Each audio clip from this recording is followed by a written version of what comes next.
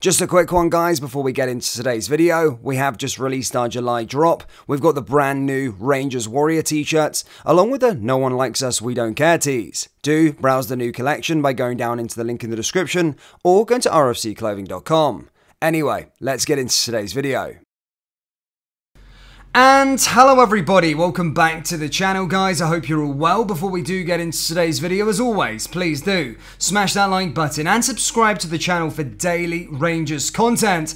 Guys, still on holiday, so sorry for the keeping constant change of scenery. Just taking some time before the Scottish Premiership season starts, of course, next week, and then it's going to be busy from there onwards. But as I said, guys, the news is still coming. Of course, Rangers back in action yesterday, so I'm going to give you my thoughts on that game as a whole, whilst also provide you some huge transfer news, as it does look like there is going to be more exits and of course some more incomings due as well. So we'll discuss that in depth in today's video. Of course, let's start with yesterday. Look, Rangers drew 2-2 to Hoffenheim in the last pre-season friendly before it all gets real and the start of the Scottish Premiership season starts away at Kilmarnock. It's all gone very quickly this pre-season. Only 4 games really, and as I said already, next week the Scottish Premiership season starts at a trip to Rugby Park. Yesterday was a story of two halves. First half, I didn't think Rangers were good at all. Obviously the scoreline reflected that, going 2 goals down. Again, defensive and individual errors and individual mistakes. Again, this needs to be ironed out before the start of the campaign. I still do feel like we do need some more centre-back additions, and of course with the situation with regards to Balogun and Suter, superimposes that. In just one game you can lose 2 centre-backs, and then all of a sudden you have a problem, a massive problem. We've seen that last year in the Champions League. So that does bring me on to the fact that we do need another centre-back before the transfer window closes. I'm really adamant on that one. Now, the second half was a lot better. Sam Lammers is looking really good. Again, as I said, I don't like to get too carried away with pre-season, both positive and negatives. And as I say, that situation was interesting. We did play quite good in the second half, and we could have got more goals as a result. But as I said, a story of 2 halves. However, it does all get real going into next week as Rangers take on Kilmarnock. No more practice games, if you like. Are we ready? I don't know. I'm not sure. As I say, I don't like to look too much into pre-season, but Michael Beale seems fairly confident. The players feel fairly confident. So as I said, hopefully they can do us a turn next week and get the season started off really positively, because we know what Kilmarnock's like. It's a tough place to go in terms of the plastic park. They're going to have 10 men behind the ball and all the rest of it. And as I say, it will be a tough match. But as I say, 3 points are imperative, and hopefully it has been enough time for these new players to all bed in and create a squad chemistry.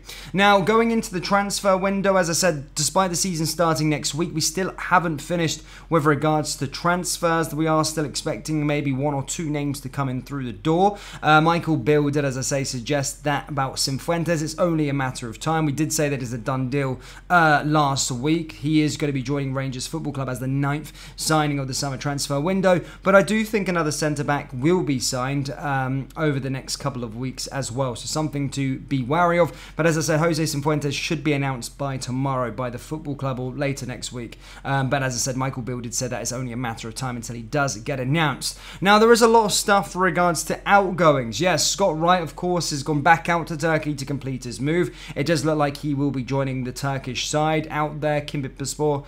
Sorry for any pronunciation on that one, £500,000. However, there is some news with regards to Fashion Sakala. Now, this is reported by the 4th official. They are a fairly reputable source these days with Rangers transfer news. They have got quite a few things right. So let's take a look at this story. Basically, they put up an exclusive yesterday stating that Fashion Sakala has been told that his time at Rangers is up and he needs to find a new club. Not been taken with the squad to Germany. Now, over the last week, we did report to you that Rangers accepted something from Saudi Arabia, but however, Fashion Sakala turned down the interest of a lucrative offer to go back out there. However, as I said, Rangers have now told the player, according to the fourth official, that he is surplus to requirements. He didn't go out to Germany with the rest of the team, and he has been told to go and find a new club.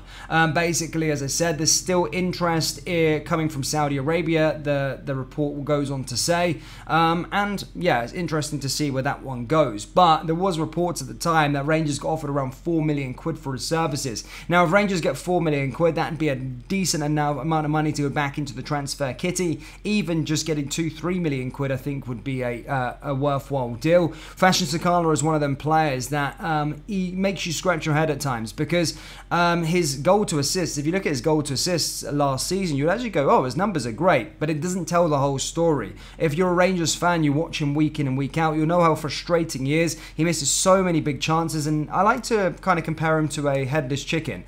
He has a very, very good build-up play, but his end product is shocking, literally shocking, but does miss so many chances for every goal and assist he gets. He misses about 2 or 3, 4 goals as he gets those numbers. So if he did iron his stuff out, he could be a better player. But as I said, he has been apparently told by Rangers he is surplus to requirements, and Rangers are looking to try and offload him. Now, there is some more transfer news as well with regards to outgoings. Unfortunately, no more sort of exciting stuff in the incoming stuff. But look, there is more with regards to outgoings. Alex Lowry, yes, apparently he is allowed to go on loan this summer, and there was a handful of clubs in Scotland interested in taking him up for a season-long loan, but apparently the front runners at the time of recording are Northampton down in England. Now, the loan system is very, very interesting, I think, with Rangers players. I know people all often go, oh, look at Alan McGregor back in the day. Yes, but I mean, over the last couple of years, I'm starting to see, you know, players that were destined for the top at Rangers, Tony Westons, Kai Kennedys, all these sorts of names, going out on loan, and they kind of get lost in the abyss of Scottish football. In terms of they go to Ross County, they don't really do well because Ross County lose every single week, and it doesn't get the best out of a playmaking midfielder like Alex Lowry. Now, this is a situation, if Rangers were going to put him out on loan, I do feel he needs to go out on loan, but you've got to think about where he's going to go. Is he going to go to someone that's going to suit his style, or is he just going to be going, oh, it's great to get experience in the Scottish Premiership?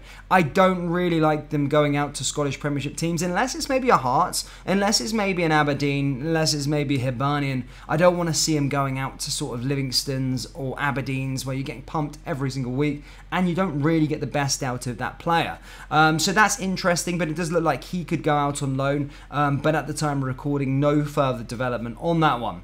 But Rangers fans, that's all I've really got for you today. Just a bit of an update, mostly with regards to outgoings. To summarise, Jose Cifuentes will be announced later this or next week, as we're on Sunday now. Of course, there's going to be Fashion Sakala, apparently surplus to requirements at Rangers, and then of course talk in regards to Alex Lowry going out on loan, and Scott Wright is of course close to completing his move to Turkey. But that's, as I said, all we've got. Rangers fans, do let me know your thoughts on, firstly, the performance yesterday. Secondly, how many more players do we need before the transfer window shuts? And then lastly, where do you think Alex Lowry, or do you think Alex Lowry should be going out on loan this season? Yes or no? Let me know down there in the comment section below.